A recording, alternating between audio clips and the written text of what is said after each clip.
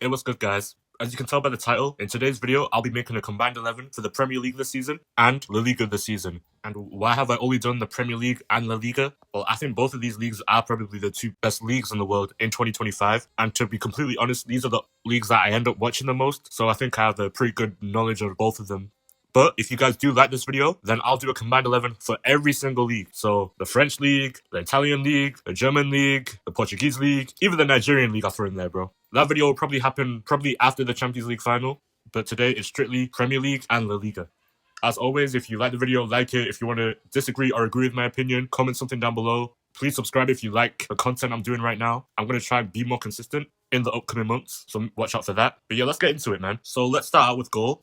And to be honest, for goalkeepers, to me, there's not really been a standout goalkeeper for this season. You know, Raya, Alisson, I think they've both been pretty good, but I don't know if they've been good enough to get into this 11, if I'm being real. If you would have asked me in January who was the best performing goalkeeper of this season, I probably would have said Oblak, but I think his form has kind of dipped as of late.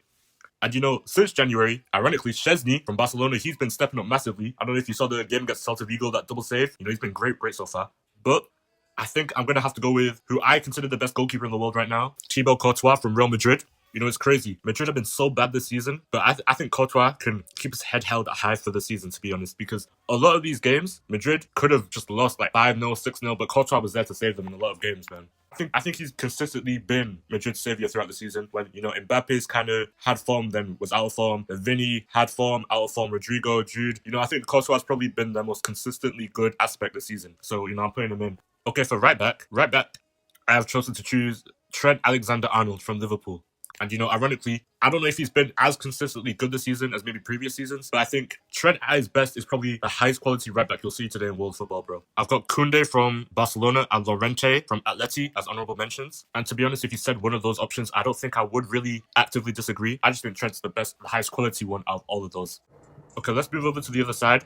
Left back. For me, it's only one, and it's Balde. I think Balde's been incredible this season. Obviously, he's unlucky to get injured so close to like the crunch time end of the season. But yeah, if you've been watching Balde in Barcelona this season, then you'll know how athletic he is, how fast he is, how, you know, he's a great dribbler as well. He's great on the ball. He's great off the ball, helping Rafinha move into space. You know, he's just an incredible player. And he's really leveled up his game this season under Hansi Flick, in my opinion. For my centre-back pairing, I've gone with Van Dijk from Liverpool and Saliba from Arsenal. Van Dijk, from me, he's been the best centre-back in the world for a while now, in my opinion. I think this season, even though there has been a few cracks, I still think he's been pretty solid. But it's such an important part to this Liverpool team. In my opinion, the most second important player right now for Liverpool this season.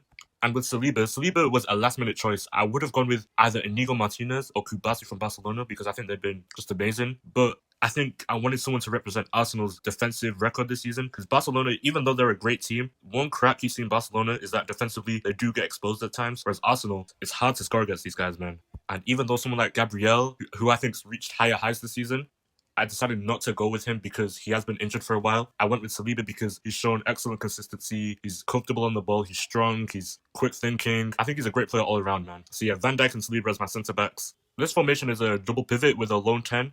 So for me, the two players on the double pivot are Rice and Valverde from Arsenal and Real Madrid.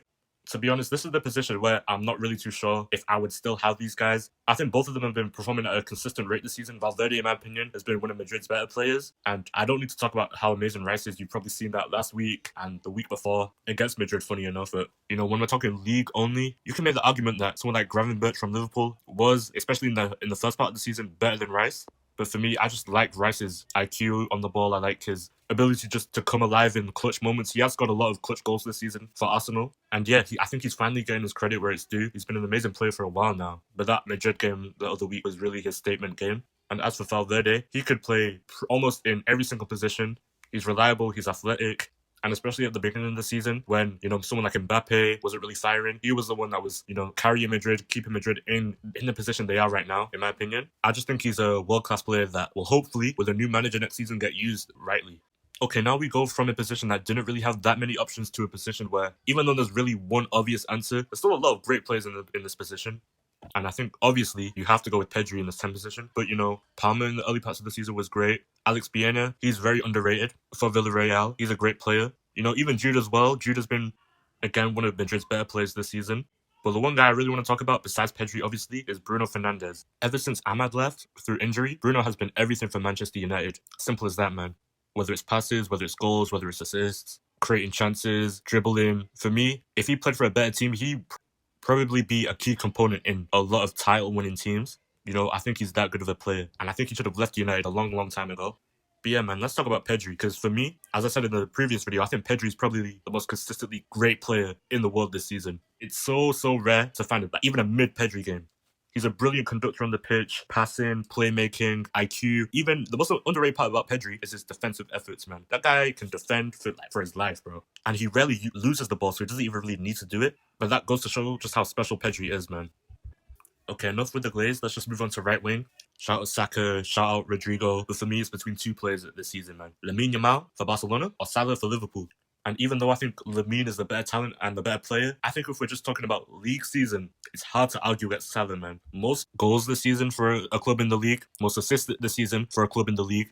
He's a golden boot leader. I think he's second behind Lamine, actually, for chances created. He's really dropping an all-time Premier League season. I think he's got the most GA in a Premier League season. I think I'm pretty much obliged to put him in, even though Lamine has been incredible as well. Getting the top assister in La Liga, that's hard, bro.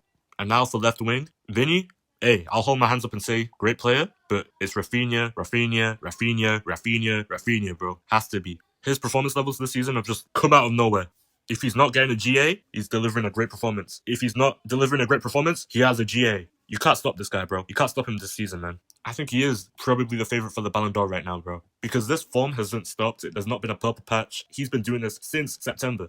Crazy. Just crazy. I have to put him in there. And for the strike position, look, man, I could go for the superstar choice and put, maybe Mbappe, Haaland, Lewa. And the league season isn't done yet. So maybe one of these three could get in. But I think for just performance level, consistency, and stats as well, I have to go with Isak, bro. Let's look at stats. If you want to look at stats, Isak has the same amount of goals and assists as Lewandowski with 27. He has more than Mbappe and Haaland. He also has the most assists, just pure assists, out of the four. He has more goals than Haaland. And he's one behind Mbappe. He's got the stats to hang with these guys, bro. And if you want to talk about consistently performing, I don't need no explanation. Mbappe in the beginning of the season just was flat out not good. Lewa towards the middle of the season, not good. And Haaland towards the middle of the season, he wasn't great either. Let's be honest. I think this is a pretty tight position. So maybe in May, let's say someone like Mbappe cooks because Haaland's out and I think Lewa's been announced as out. Let's say Mbappe goes on a great runs, maybe gets to 30 goals. I'd put him in there. But for now, I'm sticking with Isak. I'm locking in with Isak and I'm happy with Isak. Also, quick shout out to Chris Wood from Forest as well. Great season. But yeah, that's pretty much it with this video. Like I said in the beginning of the video, if this video does well, if you guys like it, I will do a combined 11 for the full 24-25 season, including every single player. So, get Dembele, Kane, all these guys in the conversation. Again, if you like the video, like it, please. If you want to, debate, disagree, agree with me, comment something down below. If you've liked the last two videos, consider subscribing, man. That's all I really have to say. Thanks for watching. In a bit, peace.